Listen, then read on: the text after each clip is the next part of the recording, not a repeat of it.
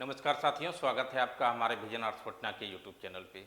तो चलिए, आज का हमारा टॉपिक है इलेक्शन कमीशन ऑफ इंडिया और हम डिटेल जानकारी इलेक्शन कमीशन ऑफ इंडिया क्या होता है, इसका फॉर्मेशन कब हुआ, इसके वर्क्स क्या हैं, ये किस किस इलेक्शन कमीशन को इलेक्शन करवाता है भारत में और इसमें कितने सदस्य होते हैं, तो हम डिटेल में जानकारी आपको देंगे। बने रहिए हमारे साथ। देखिए, यहाँ पे पहला तो हमारे पास है इलेक्शन कमीशन ऑफ इंडिया। ये क्या करवाती है? तो देखिए, देश के जितने भी महत्वपूर्ण चुनाव होते हैं, राष्ट्रपति का हो जाए, लोकसभा, राज्यसभा, राज्य विधानसभा, ये जितने भी चुनाव हैं ये इलेक्शन कमीशन ऑफ इंडिया के द्वारा करवाया जाता है। अब देखिए, यहाँ पे एक आ गया पंचायती राज सिस्टम। तो इसके पहले वीडियो में हम बताए थे पंचायती राज सिस्टम का जो चुनाव होता है वो हमारा स्टेट इलेक्शन कमीशन के द्वारा करवाया जाता है। तो इलेक्शन कमीशन ऑफ इंडिया जो है पंचायती राज सिस्टम का चुनाव नहीं करवाती है। तो देखिए, और भी डिटेल हम लोग देखेंगे। चलिए, निर्वाचन आयोग इलेक्शन कमीशन का इस्टेब्लिशमेंट कब हुआ था? तो ये याद रखिए 25 जनवरी 1950। 25 जनवरी 1950 को इलेक्शन कमीशन ऑफ इंडिया का गठन किया गया था। ठीक है, शुरुआत में ये एक सदस्यीय कमेटी थी, यानी कि इसमें सिर्फ मुख्य चुनाव आयुक्त ही हुआ करते थे। ठीक है, पहले स्टार्टिंग में एक सदस्यीय टीम था, एक सदस्यीय कमेटी थी जिसमें सिर्फ मुख्य चुनाव आयुक्त ही हुआ करते थे। मुख्य चुनाव आयुक्त, ठीक है, मुख्य चुनाव आयुक्त। ये सिलसिला 1950 से 1989 तक चला, यानी कि सिर्फ एक ही मुख्य चुनाव आयुक्त की एक संस्था थी। ठीक है, इस कमेटी में सिर्फ एक ही मेंबर थे, वो था मुख्य चुनाव आयुक्त, यानी कि चीफ इलेक्शन कमीशन। बाद में देखिए यहाँ पे क्या किया गया था। सो बाद में उसको हम नीचे बता देते हैं। 16 अक्टूबर 1993 को 1989 को ये थ्री मेंबर कमेटी बनाया गया। थ्री मेंबर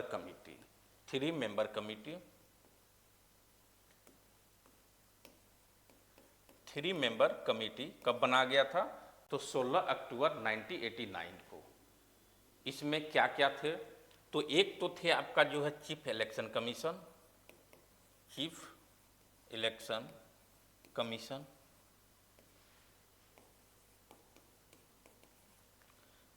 दूसरा दो और जो थे वो थे आपका, दो और मेंबर थे।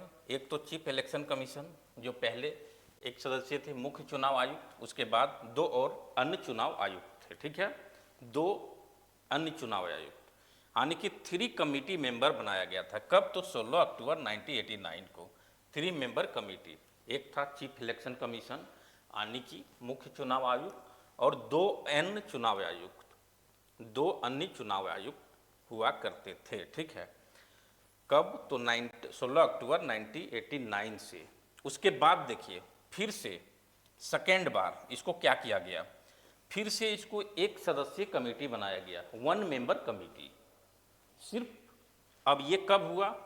तो देख लीजिए, 1 जनवरी 1990, 1 जनवरी 1990 को फिर से एक सदस्यीय कमेटी बनाया गया। एक सदस्यीय कमेटी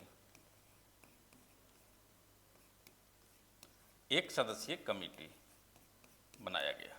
ठीक है, एक सदस्यीय कमेटी फिर से ये बनाया गया।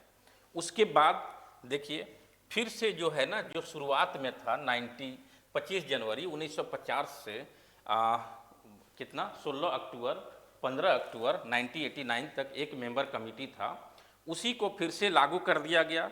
अब बाद में देखिए फिर से क्या हुआ, इसको थ्री कमेटी मेंबर बनाया गया। तीसरा में देखिए 10 अक्टूबर 1993 से फिर से थ्री मेंबर कमेटी बना दिया गया। थ्री मेंबर कमेटी में कौन थे? तो एक थे मुख्य चुनाव आयुक्त और दो अन्य चुनाव आयुक्त थे। ठीक है, तो ये सब आपके लिए इन्फॉर्मेशन है और ये सब चीज़ याद रखना जरूरी है, क्योंकि अगर थोड़ा सा लेवल अप कोई भी एग्जाम करेगा तो ये सब सवाल पूछ दिया जाएगा, ठीक है। तो इसीलिए हम बताते चलते हैं सवाल के साथ। चलिए आगे हम और भी डिस्कस करवाएंगे, बहुत सारा सवाल है। चलिए अब देखिए निर्वाचन आयोग का क्या काम है, कुछ कुछ सवाल के साथ भी हम कंसेप्ट आगे बढ़ाते जाएंगे। चलिए यहाँ पे राजनीतिक दल को राष्ट्रीय या क्षेत्रीय दल की मान्यता जो देने का काम करता है वो कौन है, तो इलेक्शन कमीशन ऑफ इंडिया। कोई भी राजनीतिक दल को उसको मान्यता देने का काम इलेक्शन कमीशन ऑफ इंडिया के द्वारा किया जाता है, ठीक है ना। तो देने का अधिकार किसे प्राप्त है, तो चुनाव आयोग को। इसका स्थापना कब हुआ था, तो 25 जनवरी 1950 को। ये सब याद रखते जाना है। इसीलिए 25 जनवरी को हम लोग क्या मनाते हैं, तो नेशनल वोटर्स डे, राष्ट्रीय मतदाता दिवस 25 जनवरी को हम मनाते हैं। राष्ट्रीय मतदाता दिवस कब, 25 जनवरी। एक डेट भी आपके साथ क्लियर हो रहा है कि 25 January celebrated as the national voters day, क्योंकि इसी दिन 25 जनवरी 1950 को इलेक्शन कमीशन ऑफ इंडिया का गठन हुआ था। शुरुआत में एक सदस्यीय कमेटी थी, 1989 को इसको 3 सदस्यीय कमेटी कर दिया गया। फिर 10 जनवरी 1990 को इसको फिर से एक कमेटी कर दिया गया है, एक सदस्यीय कमेटी। फिर 1993 को ये 3 सदस्यीय कमेटी कर दिया गया और अभी तक इसमें 3 सदस्यीय कमेटी है, ठीक है। चलिए भारत के मुख्य चुनाव आयुक्त की पदावधि क्या है, यानी कि इसमें जो ऑफिसर्स हैं, यानी कि चीफ इलेक्शन कमीशन, उसका पदावधि, उसका कार्यकाल, मतलब उसकी उम्र, यानी कि उम्र नहीं, वो कितने पीरियड तक रह सकता है, ठीक है ना। तो देखिए 6 वर्ष या 65 वर्ष की आयु तक।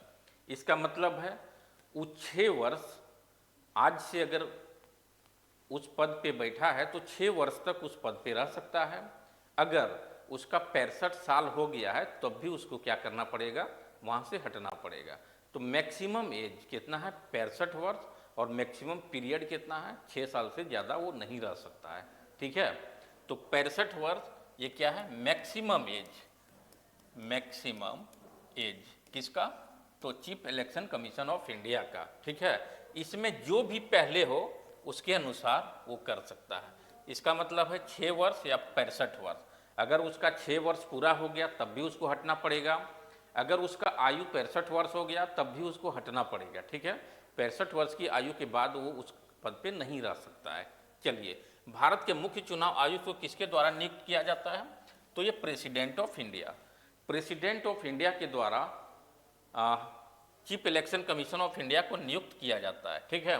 यानी कि उनके द्वारा नियुक्ति दिया जाता है, लेकिन इसका सिलेक्शन कौन करते हैं, सिलेक्शन करने का 3 कमेटी मेंबर होता है।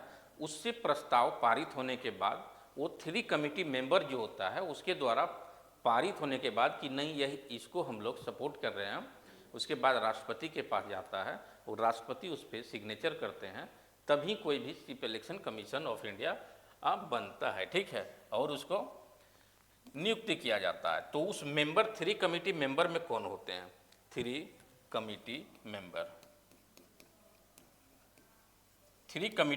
ये किस कमेटी के मेंबर हैं, जो chief election commission of India को सिलेक्शन करते हैं। तो इसमें है आपका पहला, देखिए पहला है विपक्षी दल का, कोई भी विपक्षी दल का नेता, ठीक है। दूसरा हो गया आपका प्रधानमंत्री, और तीसरा जो हो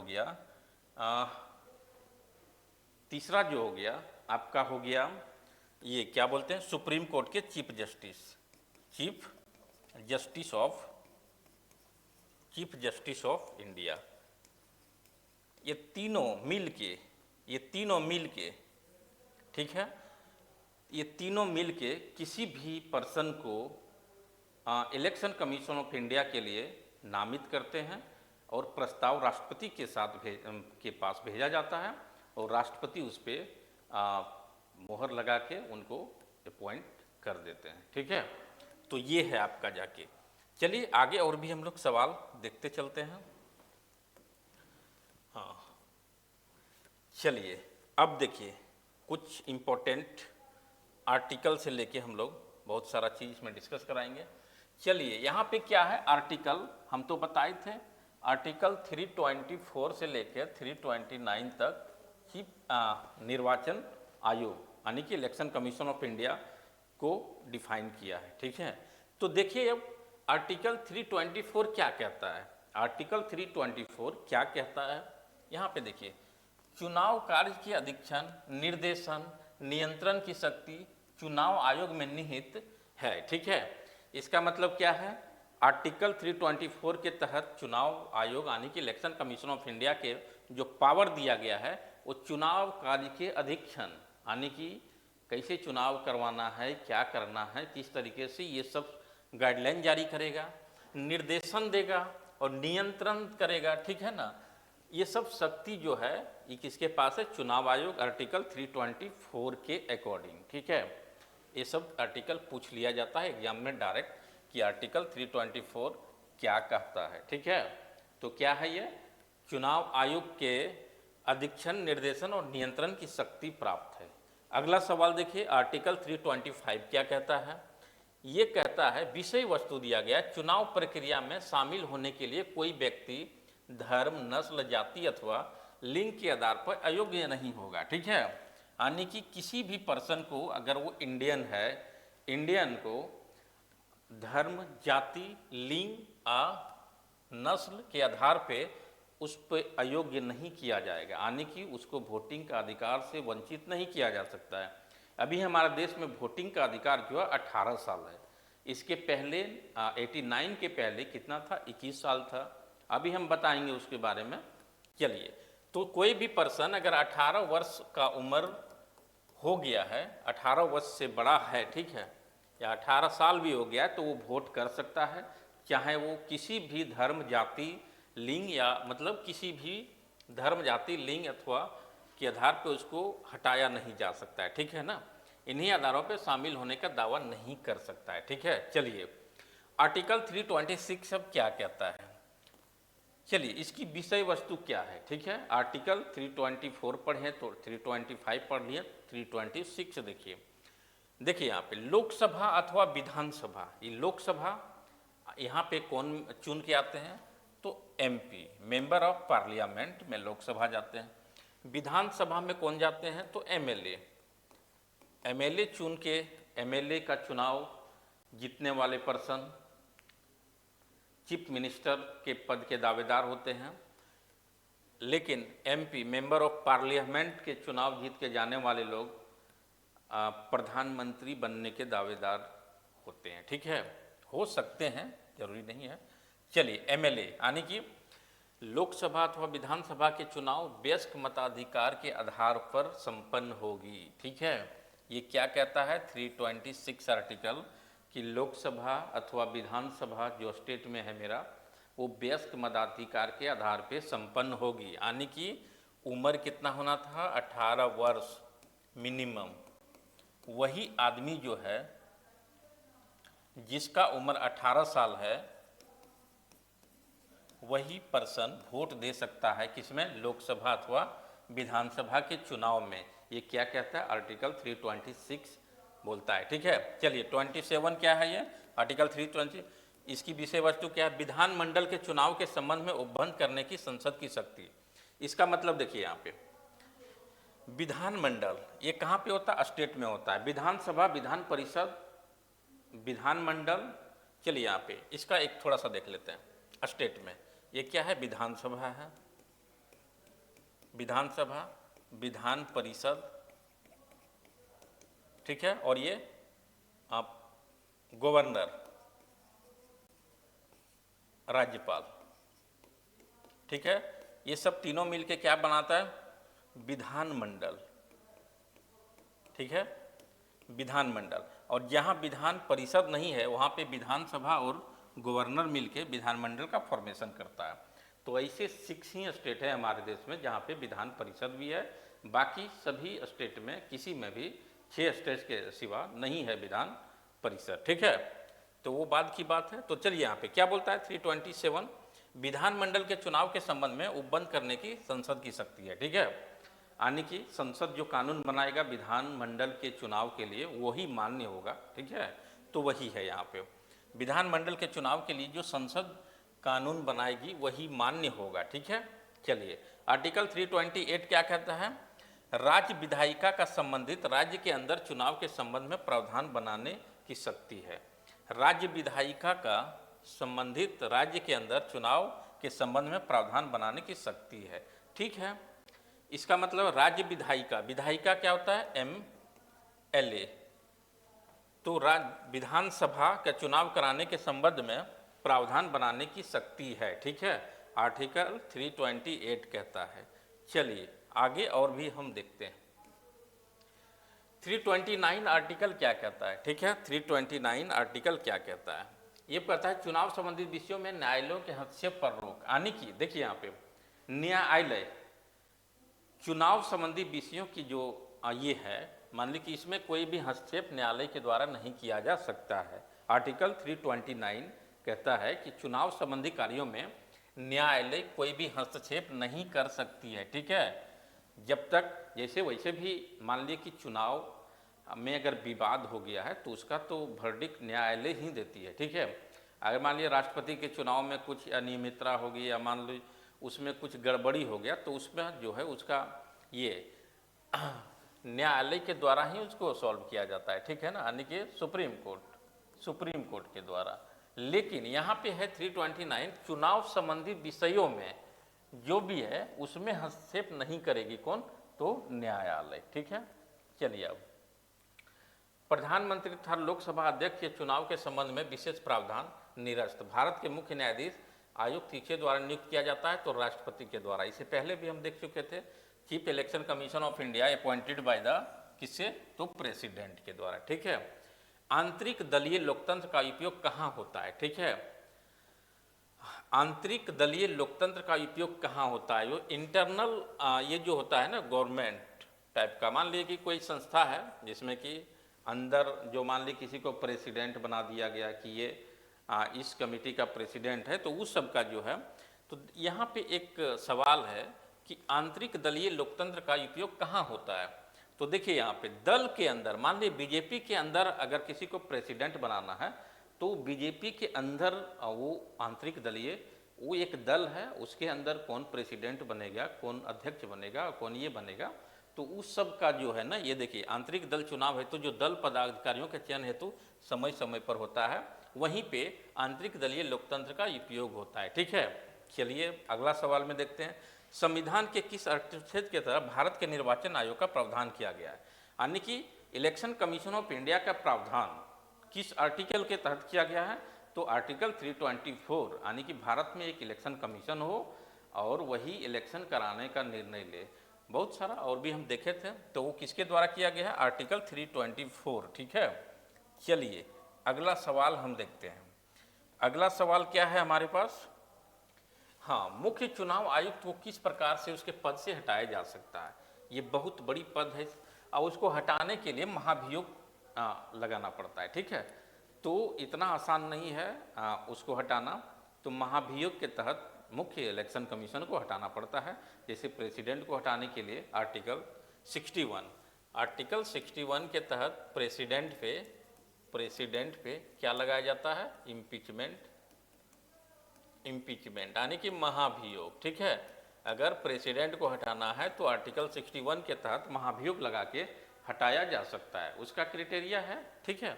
अब देखिए, अब यहाँ पे बोला है मुख्य चुनाव आयुक्त चीफ इलेक्शन कमीशन को उसके पद के किस तरह से हटाया जा सकता है? तो संसद के दोनों सदनों के सदस्यों द्वारा 2/3 बहुमत से प्रमाणित कदाचार के आधार पर, ठीक है। यानी कि संसद के सदनों के 2/3 बहुमत से प्रमाणित कदाचार के आधार पर। इसका मतलब इतना आसान नहीं है। संसद में लोकसभा और राज्यसभा आते हैं। देखिए यहाँ पे संसद में जो है लोकसभा, राज्यसभा, ठीक है, और ये प्रेसिडेंट, ये मिल के क्या बनता है? संसद, यानी कि पार्लियामेंट। लोकसभा आपको लोअर हाउस कहते हैं, राज्यसभा को हम लोग अपर हाउस कहते हैं। राज्यसभा कभी विघटित नहीं होता है, लोकसभा हर 5 साल में विघटित होता है और यहाँ पे नए सदस्य चुन के आते हैं। लेकिन यहाँ पे हर 2 साल में 1/3 सदस्यों का क्या होता है, अवकाश प्राप्त करते हैं। यही कारण है कि गवर्नर मतलब राज्यसभा को अपर हाउस कहते हैं, ये कभी डिजॉल्व नहीं होता है, ठीक है। अपर हाउस राज्यसभा है, इसलिए ये कभी डिजॉल्व नहीं होना का कारण यही है, ठीक है, क्योंकि ये कभी एक साथ भंग नहीं होता है। जब भी होता है 1/3 सदस्य का अवकाश ग्रहण करते हैं, ठीक है। चलिए यहाँ पे संसदों की अयोग्यता संबंधी विवाद कौन निर्णय देता है, तो चलिए यहाँ पे देखिए, सांसदों यानी कि जो भी एमपी यानी कि मेंबर ऑफ पार्लियामेंट अगर चुन के चला गया, ठीक है, उस पे विवाद अगर हो गया तो उसमें निर्वाचन आयोग परामर्श देता है, ठीक है, कि परामर्श से सांसदों की अयोग्यता संबंधी विवाद पर कौन निर्णय देता है, तो निर्वाचन आयोग जो है ना विवाद का ये करता है, ठीक है, किसको, एमपी के। चलिए अब देखिए एक सवाल आता है, पहले तो 21 वर्ष था, क्या मतलब वोट देने का अधिकार, वोट देने का अधिकार 21 वर्ष से अब 18 साल हो गया है। तो ये कब हुआ है, किस संवैधानिक संशोधन के तहत हुआ है, तो 61वां संविधान संशोधन 1989 से इसको 21 से घटाकर 18 वर्ष कर दिया गया है, ठीक है। कब, तो 61 कॉन्स्टिट्यूशन अमेंडमेंट, ठीक है, 1989 में हुआ था, और अब जो है ना 21 से घटा के 18 वर्ष किया गया है, यानी कि वयस्क मताधिकार कब है, कितना है का उम्र 18 वर्ष है, और ये कब किया गया, 61 कॉन्स्टिट्यूशन अमेंडमेंट 1989 को, ठीक है। चलिए तो एमपी यानी कि मेंबर ऑफ पार्लियामेंट के अयोग्यता संबंधी विवाद पर कौन निर्णय देता है, तो निर्वाचन आयोग निर्णय देता है, ठीक है। चलिए वही एक और सवाल है, 61वां संविधान संशोधन 1989 के अंतर्गत मतदान की आयु 21 वर्ष से घटाकर 18 वर्ष कर दी गई है। चलिए संसद द्वारा किस व्यक्ति को चुनाव लड़ने के लिए अयोग्य करार दिया जाता है, न्यायालय द्वारा अपराधी घोषित किए गए व्यक्ति को। अगर कोई भी व्यक्ति को न्यायालय द्वारा अपराधी घोषित कर दिया गया है यानी कि सजा हाफ्ता है, तो उसको जो है ना चुनाव लड़ने के लिए अयोग्य करार दिया जाता है, ठीक है ना। न्यायालय द्वारा अपराधी घोषित किए गए व्यक्ति को क्या है, चुनाव लड़ने के लिए अयोग्य करार दिया जाता है, ठीक है। चलिए भारत में मताधिकार और निर्वाचन होने का अधिकार किसे प्राप्त है, तो ये विधिक अधिकार है, यानी कि ये विधिक अधिकार है, लीगल राइट है मेरा, ठीक है। भारत में मताधिकार और निर्वाचन होने का अधिकार किस प्रकार का है, तो ये विधिक अधिकार है, ठीक है। चलिए आगे बढ़ते हैं। चलिए राजनीतिक दलों को सर्वप्रथम संवैधानिक मान्यता किस वर्ष प्रदान की गई थी, तो 1985 में सबसे पहले जो है राजनीतिक दल को मान्यता प्राप्त कानूनी संवैधानिक मान्यता कब किया गया था, तो 1985 में, ठीक है ना। 1985 में सबसे पहले आपको जाके संवैधानिक मान्यता राजनीतिक दलों को 1985 में दिया गया था। ये सब सवाल एग्जाम में पूछा जाता है डायरेक्ट, ठीक है। चलिए अनुपातिक प्रतिनिधित्व की आवश्यकता किस देश में नहीं होती है, जहाँ द्विदलीय प्रणाली प्रचलित हो वहाँ पे अनुपातिक प्रतिनिधित्व की आवश्यकता नहीं होती है। चलिए कुछ कमेटी भी है, कुछ कमेटी है जो कि चुनाव आयोग से संबंधित है, इस पे तो देखेंगे, उसके बारे में भी हम लोग देखते हैं। चलिए दिनेश गोस्वामी कमेटी था, ठीक है, इसका संबंध किससे है, तो लोकसभा चुनाव में सरकारी वित्तीय से। दिनेश गोस्वामी कमेटी का जो संबंध है लोकसभा चुनाव में वित्तीय माने कि कितना खर्च करना है एक सांसद को, ये सब का जो है इसी सब से और इनका ये क्या है संबंध है, ठीक है ना। चलिए किसी भी राजनीतिक दल को मुख्य विपक्षी दल की मान्यता प्राप्त करने के लिए उसके पास सदन में कम से कम 10% सदस्य होना चाहिए। इलेक्शन जब आता है तब कुछ दल के नेता लोग बोलते हैं कि अगर उसका हमारे तरफ से चुनाव लड़ा तो उसका जमानत भी जब्त कर देंगे।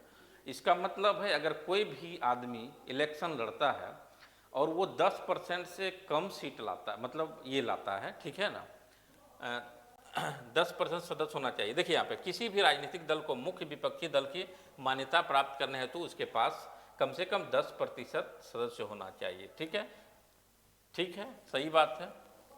यानी कि 10% से कम अगर मेंबर उसके पास है तो वो मुख्य विपक्षी दल के रूप में वर्क नहीं कर सकता है। ठीक है, अगर कोई भी दल के पास 10% से कम वहाँ पे सदस्य है उसके पास, यानी कि लोकसभा हो गया, राज्यसभा हो गया, कहीं भी, तब वो क्या करेगा, मुख्य विपक्षी दल का मान्यता प्राप्त करने हेतु अयोग्य है। ठीक है, चलिए निर्वाचन आयोग को किस वर्ष 3 सदस्यीय आयोग बनाया गया, तो ये तो सब हम लोग बताए थे 1989, फिर 1993 से।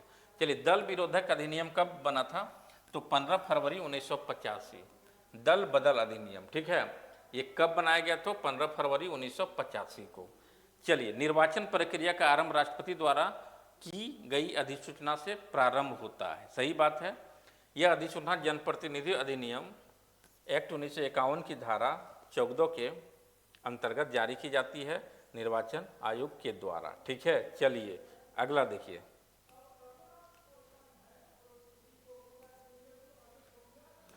और भी देखते हैं हम लोग, और भी देखते हैं कुछ इंपॉर्टेंट संविधान के संशोधन। चलिए सबसे पहले हम लोग देखेंगे कि पेरी शास्त्री जो थे हमारे, पेरी शास्त्री, पहली बार जो इलेक्शन कमीशन ये बना था, Peri Shastri, Peri Shastri chief election commission, chief election commission यानी कि मुख्य चुनाव आयुक्त, यही बनाए गए थे। तो ये कब बनाए गए थे पेरी शास्त्री मुख्य चुनाव आयुक्त, तो जब ये शुरुआत में 3 सदस्यीय बना था, यानी कि 16 अक्टूबर 1989, तो जो है पेरी शास्त्री को मुख्य चुनाव आयुक्त बनाया गया था। ठीक है, मुख्य चुनाव आयुक्त, और 2 और थे अन्य चुनाव आयुक्त, लेकिन उनका नाम उतना इम्पोर्टेंट नहीं है। इनका नाम क्या था, पेरी शास्त्री। ठीक है, उसके बाद फिर से जब 1993 में फिर से 3 सदस्यीय बनाया गया था, तो उस समय भी मुख्य चुनाव आयुक्त है, ये भी पूछ लिया जाता है। उस समय जो है TN सेशन को बनाया गया था। कौन, TN SESSION।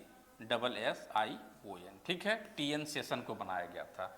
और अब कुछ इम्पोर्टेंट इसमें क्या है, कमिटी है, जिसके बारे में हम डिस्कस करते हैं। ठीक है, तो पहला कमिटी जो है मेरा, उसके बारे में हम डिस्कस करते हैं।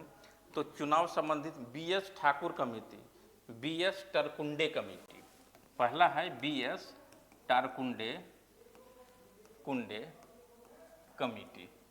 ठीक है, BS टारकुंडे कमेटी, ये क्या क्या करवाया था चुनाव आयोग में, तो पहला था 21 वर्ष थे 18 वर्ष करवाया था, निर्वाचन आयोग को बहुसदस्यीय बनाया था, और राज्य निर्वाचन आयोग का गठन का मांग किया था। ठीक है, तो BS टारकुंडे समिति ने क्या क्या किया था, तो 21 से 18 वर्ष वोट देने का अधिकार यानी कि उम्र जो है करवाया था। ठीक है, 61वां कॉन्स्टिट्यूशन अमेंडमेंट के तहत, कॉन्स्टिट्यूशन 1989। ठीक है, 1989। दूसरा क्या किया था, पहला ये वोट, दूसरा है राज्य निर्वाचन आयोग, राज्य निर्वाचन आयोग का गठन इन्हीं के द्वारा, यही कमेटी के द्वारा किया गया था। ठीक है, और एक और है तीसरा है, जो कि आपको ये कहा गया था कि राज्य में निर्वाचन आयोग बहुसदस्यीय संस्था, यानी कि एक मेंबर कमेटी नहीं, बहु मतलब बहुत ज़्यादा, मतलब 3 सदस्यीय कमेटी, ये इन्हीं के द्वारा किया गया है। तो एग्जाम में डायरेक्ट सवाल पूछ लिया जाता है कि जो है 3 सदस्यीय कमेटी की मांग किस कमेटी के द्वारा किया गया था। ठीक है, राज्य निर्वाचन आयोग गठन करने का मांग किसके द्वारा किया गया था, किस कमेटी के द्वारा, और जो है 61वां संविधान संशोधन यानी कि 21 से 18 वर्ष उम्र इलेक्शन के लिए किसके द्वारा, किस कमेटी के द्वारा सिफारिश किया गया था। तो ये तीनों जो है इस कमेटी के द्वारा किया गया है। ठीक है, अब एक देखिए केस संथानम कमेटी जो है आपका, दूसरा है केस संथानम कमेटी, दूसरा है मेरा संथानम कमेटी। ठीक है, संथानम कमेटी, कमेटी। इसके द्वारा क्या किया गया है, के संथानम कमेटी नाम है। पहला है आपका जाके के संथानम कमेटी। पहला जो है ये किया गया है कि शैक्षणिक योग्यता निर्धारण की चुनाव लड़ने के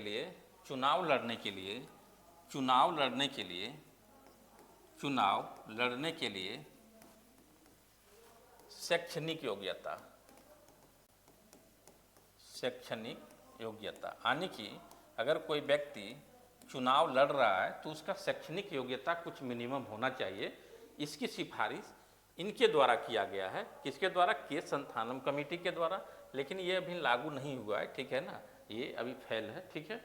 तो लेकिन वो जो है आपका पहले जो हुआ था तीनों हो गया। अब एक और कमेटी है, उसका नाम जो है आपका जाके दिनेश गोस्वामी कमेटी है। दिनेश गोस्वामी कमेटी, ये क्या किया था, Dinesh Goswami committee. EVM, electronic voting